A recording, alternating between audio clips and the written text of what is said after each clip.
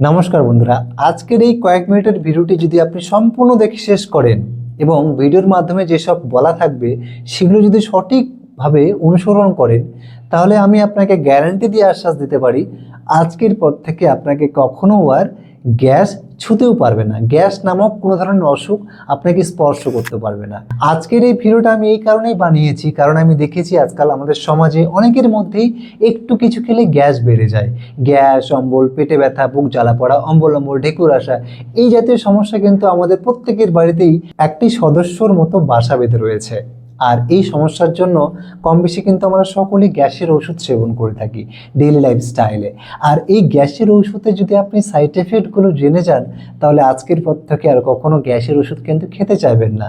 আমি সেই সব পার্শ্ব প্রতিক্রিয়া নিয়ে তো কথা বলবো, কিন্তু তার আগে পরিষ্কারভাবে বুঝিয়ে দিই এই গ্যাসের সমস্যা যে আপনার হচ্ছে এটা কেন হচ্ছে এবং এখান থেকে কিভাবে আমরা সম্পূর্ণ হোম রেমেডিজ ঘরোয়া মাধ্যমে কি কি পথ অবলম্বন করার মাধ্যমে এখান থেকে পরিত্রাণ পাবো সেটাও সম্পূর্ণ বুঝিয়ে দেবো। আমাদের গ্যাসের সমস্যা হওয়ার প্রথম নাম্বার যে কারণটি হয়ে দাঁড়ায় বন্ধুরা, সেটি হচ্ছে দীর্ঘক্ষণ না খেয়ে থাকা। অনেক সময় আমরা কাজের কর্মে বা কোনো রকম কোনো প্রেশারে সকাল থেকে না খেয়ে থাকি বা সকালে না খেয়েই বেরিয়ে যাই, ঘন্টার পর ঘন্টা এরকমভাবে আমরা না খেয়ে কেটে যায়। ফলে কি হয়, আমাদের পাকস্থলীতে অ্যাসিড ফর্মেশন বেড়ে যায়। এর ফলে আমাদের গ্যাস বেড়ে যায়, ঢেকুর আসে, অম্বল হয়, জ্বালাপোড়া করে এবং বমি বমি ভাব হয়। 2 নম্বর, বেশি পরিমাণে চা কফি পান করা এবং ফাস্টফুড জাতীয় খাবার খাওয়া। আপনারা দেখেছেন আমাদের আজকাল সোসাইটিতে সকালে উঠেই অনেকের মধ্যে লাল চা বা দুধ চা খালি পেটে খাওয়ার অভ্যেস রয়েছে।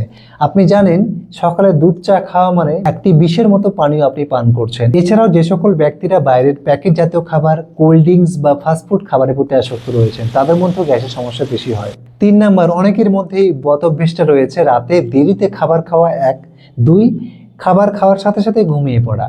একদম বাজে অভ্যেস এগুলো। কারণ রাতে খাবার খাওয়ার পরে আমরা তো আর কোনো রকম ফিজিক্যাল অ্যাক্টিভিটি করি না বা কোনো কাজ থাকে না। সকালে যে খাবারটা আপনি 10টায় খাচ্ছেন, পুরো দিন আপনি ঘোরাফেরা করছেন বা কোনো কাজ করছেন, খাবার সঠিকভাবে হজম হয়ে যাচ্ছে। কিন্তু রাতের আপনি যেই খাবারটা 8টা 9টায় খেলেন, তারপরে সাথে সাথে ঘুমিয়ে পড়লেন, খাবার আর হজম হতে পারলো না। ফলে কি হয়, পেটের মধ্যেই খাবারগুলো পড়ে থাকে, ঠিকঠাক পচে না, সেখান থেকে অ্যাসিড ফর্মেশন বেড়ে যায়। এর ফলে আপনার পেটে ব্যথা হয়, গ্যাসের ফর্মেশন বেড়ে যায়, বুক জ্বালাপোড়া করে, টকটক ঢেকুর আসে, অম্বল ঢেকুর আসে।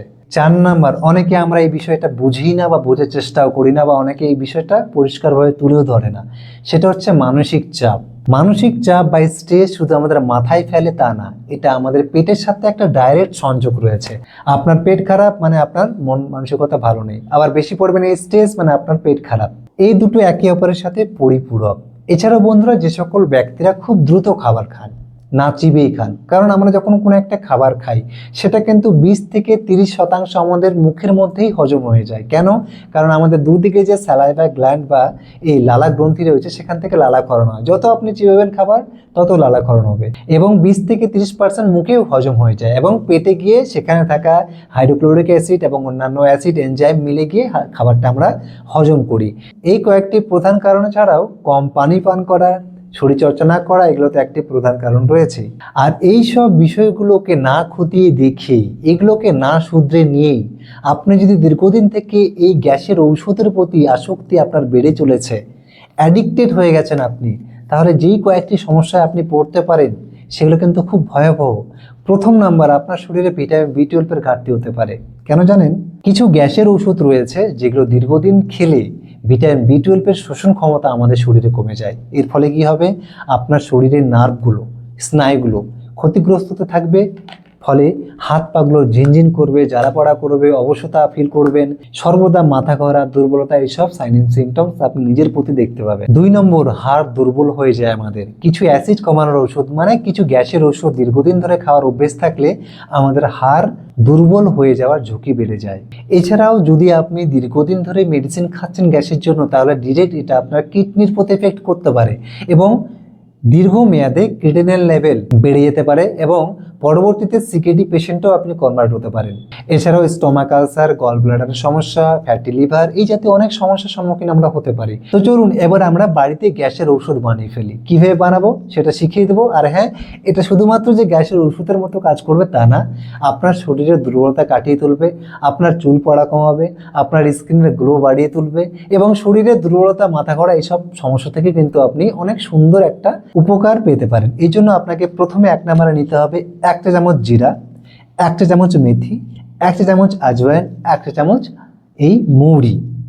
এই কয়েকটা উপাদান আপনাকে লোহার কড়াই বা মাটির পাতিলে আপনাকে গরম করতে হবে, মানে সেঁকে নিতে হবে। তারপরে সেই শেখানো 4টা উপাদান একত্রে শিলপাটায় বাটতে হবে, মিক্সচারে না, কিন্তু শিলপাটায় ভালো করে বেটে এটা আপনি কাচের একটা বয়ামের মধ্যে রেখে দেবেন। এবার তৈরি হয়ে গেল আমাদের ম্যাজিক গ্যাসের ঔষধ। এটা আপনার শরীরের জন্য একটি বরদানের মতো কাজ করবে। এটা কিভাবে খাবেন?